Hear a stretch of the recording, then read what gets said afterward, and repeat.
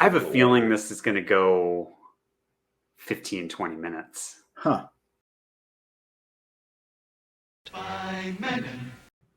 Yeah, welcome back. Another music chat. Today we're going to talk about some of our record store pet peeves, things that get under our skin about record stores. We both worked at record stores, and we both shop at record stores. I have a lot of experience. I shopped at record stores before I could drive. That was like something that I would always do, is go. Even when I go on like a bicycle, I go to the mall and go hang out at the record store in the mall, the crappy record store in the mall. And then when I eventually could go to the cool record store, I would do that. You know, it was a long bike ride, but I would make it. Anyway, so we're going to talk about things that irritate us about record stores, or record store pet peeves. Yeah, how are you doing? I'm doing good. I hit the record store quite a bit these days. There just isn't, during the pandemic, I started shopping for records again. I had a big CD collection. I was a CD guy. I had a small vinyl collection when I moved to Chicagoland, but I got rid of that once I moved. But the CDs were my thing. I collected CDs. I had around 2,000 CDs. And when you move a lot and go to different states, that's a real anchor dragging you down. Especially, I'm very aware of this. Oh, I bet. I bet. It's just, yeah, it was a real anchor. And then, in the mid 2000s, like I wasn't even listening to them anymore. So I was just like, you know what, I'm gonna get rid of these, and I'm just gonna go all digital. But then in recent times, I just needed something to go out and do. So shopping at record stores is no brainer. So I started a quick vinyl, or a small vinyl collection, and I'm very particular about what I buy. I'm not going crazy buying new stuff that I don't know that I really like. So I just buy what I determine as my favorite records, but I'm also very cheap. So okay. there's a small amount that, and especially a lot of these record stores that are around me, it's a lot of classic rock, and so you don't come across all that much. But yeah, record collecting is it's the hobby. Yeah. So do you want me to start out with my first pet peeve? Yeah, why don't you start with? We're going to go back and forth with some pet peeves. Okay. I think some hot takes. Yep. I think my number one pet peeve, and this I've come to this recently, especially because I've been doing a lot of shopping at like flea markets and antique stores, which, as you know, is not a great place to find records at all in general. Antique stores, for whatever reason, now I'm finding the vinyl is priced twice as much as it should be. But I'm going on a tangent. That's a whole nother pet peeve. The first pet peeve that I have is I cannot stand when the crates or the shelves are too full. If you overstuffed crates, overstuffed crates shelves drives me crazy, because if you're not pruning, then you're preventing your customers from actually buying anything from you. Don't put it on me to grab a chunk and move it just so I can look at what's in there. That drives me crazy. It's just laziness in my mind. It's just short-sighted. Yeah. Okay. So shelves overstuffed. Yeah. Okay. I got one. Yeah. So, and this is something I think I've actually talked about this in the video, but it was a while ago. This is a really big one. I think this is like really bad. Like, if the store says they're going to be open at 11 a.m., the store should be open at 11 a.m. Okay. And here's my story. I was at a store prior to it being open. This has happened in more than one store in the area that I'm in the Phoenix area. Whereas I don't remember encountering this in the past, but maybe I'm going places earlier in the day than I don't know what the deal is. But I was there prior to a store opening,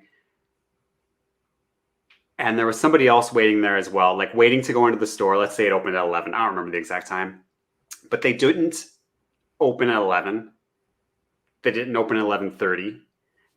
The person I talked to the other person had made a special trip from out, like they didn't live here, to go to this store, and it's just not open. Okay.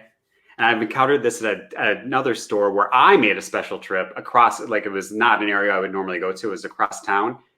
And I waited for like half hour, 45 minutes after they were supposed to be open, and they never opened. I just left. And so, sometimes you can say, well, shit happens.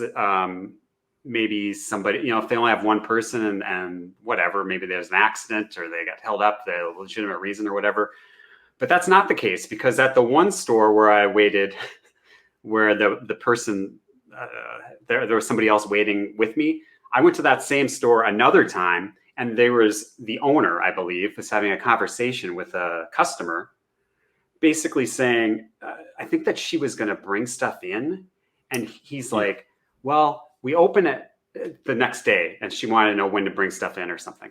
He's like, well, we open at noon, but I probably won't be here until 1:30, 2 o'clock. I'm just like, are you kidding me? Why don't you put that on the sign then? So the next day, this guy's just going to not, it's just like, just it's ridiculous. How can you run a business like that? I just put if you're not going to open until 2, maybe put that on the door. Yeah. Anyway, that's my first pet peeve. I get it. I haven't had as much experience with that. I'm pretty, and obviously this wouldn't cover your situation, but I always check, Yelp or Google for hours, before I'm going anywhere, and because when you're living in a major metropolitan area, it's usually record stores, not just on the street. You gotta drive 30-45 minutes, something like that. So it's a big time commitment. But there is this one record store on the north side of Chicago that I kid you not, I have tried to go to that store 4 or 5 times over the past 15 years. And it is never open. And I mean, they have a web presence. They have a sign on the door that shows hours. I just assumed that it was a store that, the guy just continues to pay rent, but isn't operating. I don't know how anyone could do that in this day and age. Right. But I tried again recently. There was another traffic issue, and I couldn't get over there. But for all intents and purposes, online, and it appears that they still operate. Still have not been able to get over there. One of these days, okay, I will, and hopefully they don't screw me like you're talking about. And I'll give up, absolutely. So totally get that. My next one is it's kind of a silly one.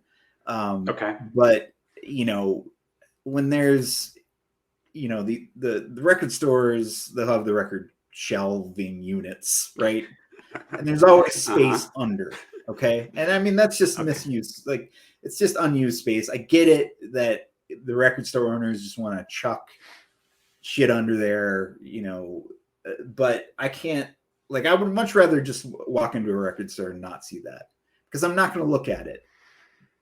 But because I'm not going to look at it, it bothers me that it's there. I'm not following. So what is the issue? That there's space underneath the shelves? There's a space under, or that there's stuff under the shelves. Well, that record store owners usually put like budget records. Usually. Okay, yeah, that's very common. Records. It's that like dollar records of like budget stuff. And I'm just like, you know what? Just don't even put it there. And this leads into another issue I have is inventory clogging. Like, you know, you go to used record stores and it's mostly, you know, 60s, 70s, 80s junk that no one wants. Okay. It's a lot of easy. Well, somebody listening. wants it. No one wants it. Nobody wants that crap anymore. No one wants I can't even, Barbara Streisand. Yeah, I mean, sure, there's, you know, a little bit of people that like Barbara Streisand, but it's been sitting there for 20 years probably without anyone looking at it or even considering buying it. And it's just clogging everything up. The budget records have to go. Like, I just throw them out, bring them to Goodwill where they belong. I mean, they're putting them underneath the shelves where they're, you know, not prime real estate. Isn't that isn't that better? Sense, but or you just don't want them. You don't want them there at all. I don't want to see them. I don't want to see them because then I want to look at them, and I don't have time for that. And I have a bad back, and I'm old, and I'm not down. They're just waste. It's a waste of space. That's what I'm saying. Okay. All right. My next one, I think, I'm going to draw into some elements of what you're talking about, but I'm going to say just bad organization habits in general. So if a record store is filing Bob Dylan in the B's, that's like a red flag. That's like, what are we doing here? Or, I mean, putting things like in, like, or not separating genres, or separating genres, but then having things in file under ludicrous genres.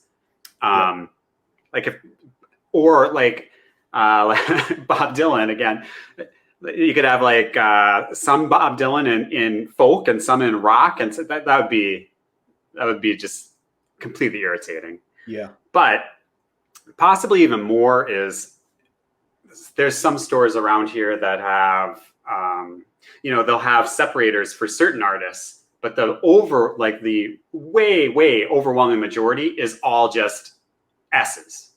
So it's like 500 S's. you know what I'm saying? So, and they're not in order. They're not in alphabetical order. It's just 500 S's. So if you're looking for whatever S artist, you're flipping through 500 records. Basically, I mean, it's just going to be, it's in there somewhere. Yeah. And even if if you ask somebody, they're just going to do the same thing. But additionally to, what I consider bad organization habits, because I find that I feel like they need to be in some sort of order. And I understand that people come in and they put things out of order. That's why you have people working there to put stuff back in order. But additionally, a lot of stores will let their, they're just not on top of it. I think it's just lazy. It bothers me. Maybe it shouldn't bother me as much, but it bothers me. No, I just bad organization. And also, they have computers. One thing I see a lot of is people will file things in the total wrong place. Just look it up. You don't have to know everything. Yeah. I don't expect somebody to know everything. Just look it up and put it in the right place. You know what I'm saying? Like they'll misidentify an album as the artist, that kind of thing. Yeah. Yep. Or,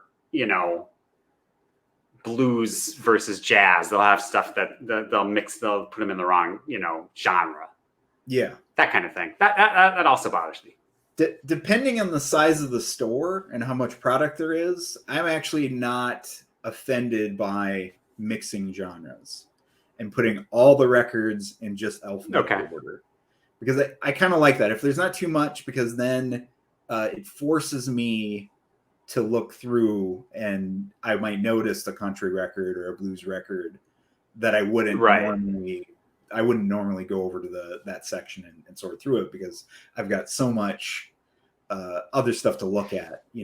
I'm not going to spend 2 hours in a record store.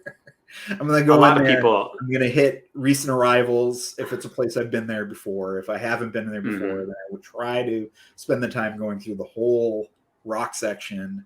It takes a lot of But yeah, I totally agree with that. That drives me up a wall. I mean, in my personal collection, and we can talk about this separately if you want or not. I'm kind of OCD about it, and one of the things that always gets me is artist name being in order by last name. Red flag. Totally. I totally agree with that. I know people that completely disagree. I'm on your side with this, but I know people that Bob Dylan goes under B. Yep. It's insane.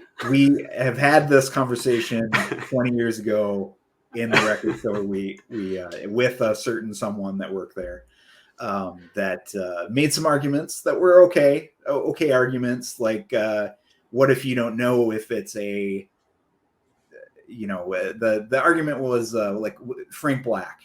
Frank Black is a fake name. So do you put Frank Black under F, or do you put it under B?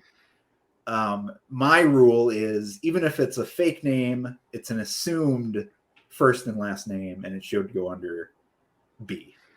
That's where I would put it under B. Yeah. But anyway, but then you also have to be aware that Betty Serveert is not a name, and it should go under B. Mm-hmm. Right. But anyway, so yeah, I mean, I kind of touched on this already, like just, going through the stacks, way too much old shit that no one wants anymore. Like, prune that crap out. Like, I mean, just because we don't want it anymore, it doesn't mean that no one wants it anymore. Someone might want it. I agree with that. But when I go into record stores and I go through their whole rock section and I do not find one goddamn interesting record, that makes me angry. But anyway, I know I'm going to be in the minority on that.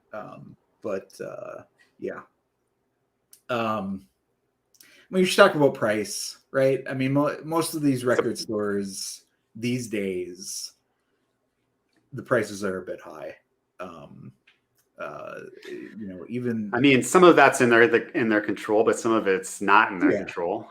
Well, absolutely, because I mean, the wholesale price of a lot of stuff is a little higher, and it varies so widely that they're just marking it up from that. But I don't know, I'm running into a lot of stores, the more classic rocky collector type stores, where you just walk in there and all you're seeing is, anything up from 40 to 300. I mean, that's great for a collector, or if they're putting their stock on the internet. But I don't know. It's like everyone is too aware of how rare these things are now, and they're going kind of a little overboard on pricing it too high. But that's just me. Yeah, I mean, at the end of the day, if nobody is paying the price, then it's not actually worth the price, and they're going to have to bring the price down if they want to sell it. Well, sometimes I think people don't. Sometimes I think people don't want to sell some things, and they'll price it to the point where if somebody's willing to pay it, they'll sell it, but otherwise they're just going to keep it. Sometimes I think you run into that with antique stores. They're pricing way higher because they're expecting the customers to come up and say, "Will you take half for this?" So they're like padding it, but even so, it's just out of control. In my mind, at an antique store, a record should be a little cheaper. I'm sorry. I'm sorry, antique shoppers or antique owners, but it's just But yeah. My next one is, I think, kind of similar to what I already said a little bit.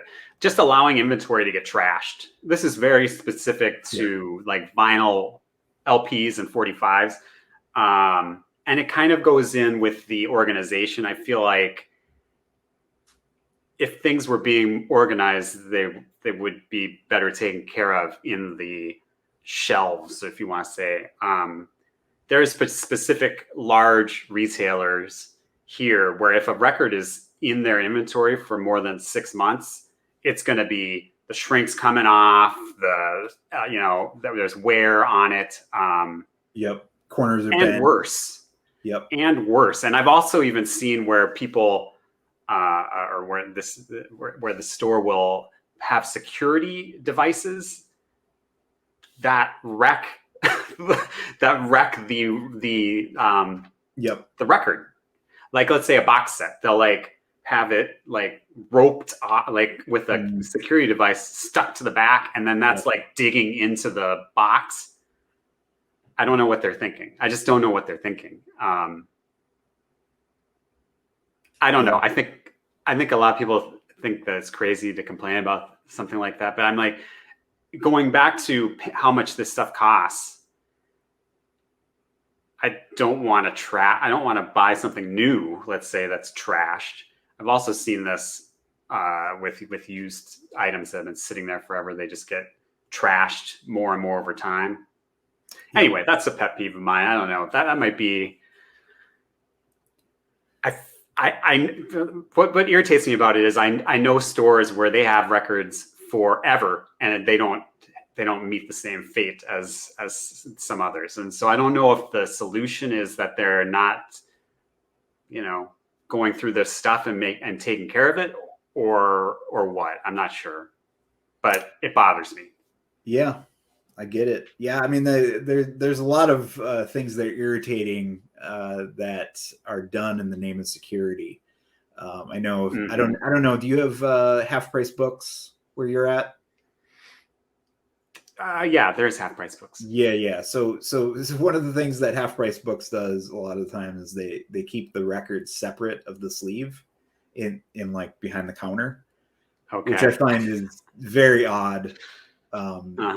It's certainly if it's a super rare record, that might make sense as long as you're keeping it secure and not, leaving it to get screwed up even more, because a lot of the time the way they're storing it is not sufficient, and yeah, like you're saying, there's wear and tear on that. But I've always found that odd, on a $20 record, like holding that back there, like, just, I don't know, watch it more closely. Yeah. Maybe I don't really know the answer, but that is another thing that is slightly related is, and probably is my last thing, is sticker placement, or using stickers that are way too heavy duty or leave residue, or you can't pull them off easy. Like, I get it. Like, a lot of it is, it's almost like a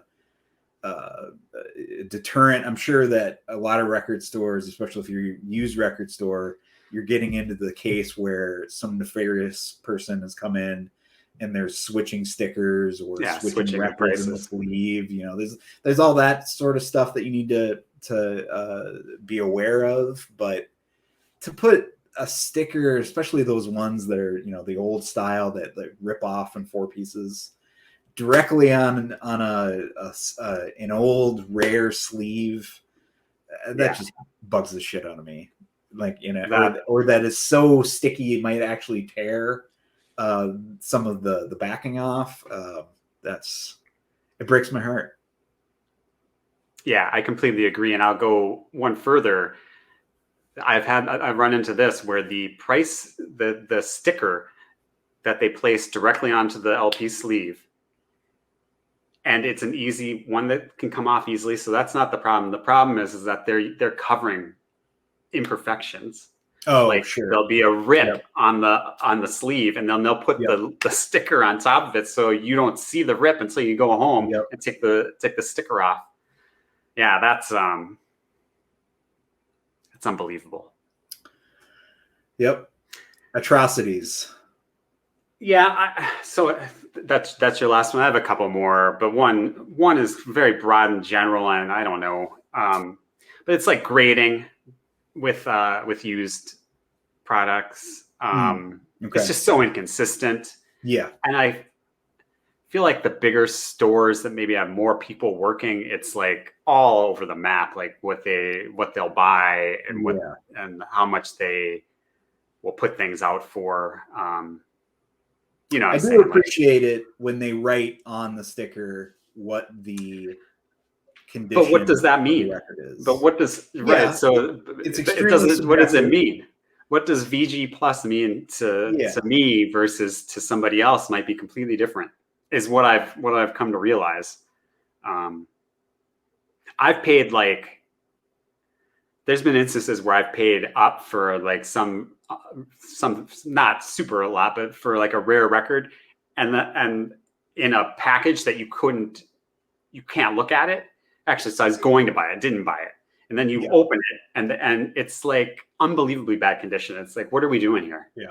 Like who's ever going to buy this for $50 or $60 in this condition? I mean, at that point they need to mark it down if there's damage. But yeah. Okay. My last one is just straight ripping people off. Like used car salesman style. Like I'm talking about if you bring something to sell to a record store.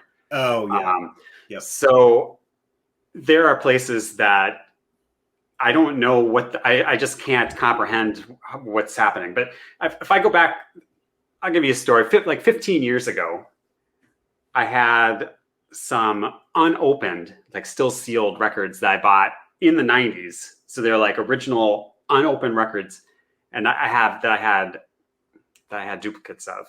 So I took those to sell, and the guy told me, he basically he offered me almost nothing and said they had been reissued recently. So the new one is now the desirable one, which is exactly the opposite of what most people think. And it's just, everybody wants it was outrageous. I wound up selling on, these are like $50 records the guy's giving me like $5 for. It's basically what's happening. Sure. And I don't know what he was going to sell them for. It's just outrageous. The store that I worked at, if we paid $5 for something, we would sell it for $10. Right? That's the game that's happening. And then if it doesn't sell, you mark it down until you're down to $5 and you're selling it for what you bought it for. Right? Yeah. I also talked to somebody recently that sold a stack of records, and he's like only got, I think the maximum was $5 per record that he was getting. He sold, I don't know how many it was, but then he said he went into that same store and one of his records was on the shelf for $50. So that means they paid $5 for a record and then they were selling it for $50. It's like, you're completely ripping these people. You're just straight up ripping people off. It's insane. And I think it's bad. I feel like it's bad for their business, and it's bad just in general. Who's gonna bring stuff to sell to you if you're ripping them off? But I guess enough people, because this particular place is a large store, and so I kind of like, do you give them the benefit of the doubt? Is it like the guy that did the deal, that did the purchase, was just an idiot, and then somebody else goes, no, this is not only a $10 record, this is a $50 record, so they put it out for $50? Or is the guy going, this is a $50 record, but I'm only going to give this guy $5 for it and sell it for $50? Like I'm not sure what is actually happening, but in my area, like there are stand-up legitimate stores that don't rip people off, and then there are ones that are constantly ripping people off. That's what I would say. Is in my experience. I've got an idea for you. I think it would be good offshoot of your videos to do some good old-fashioned gotcha journalism.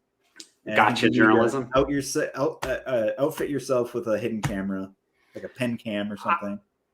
One thing I actually thought about doing. You go out into these stores and record them.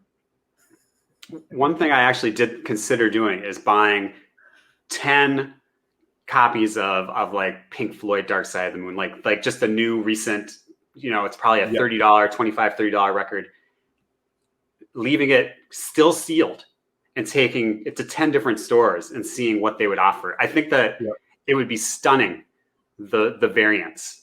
It would. I would imagine. Yeah. Yeah, I mean, the store because we they worked can at, turn around and sell that new, you know, they don't, it's kind of this crazy thing anyway.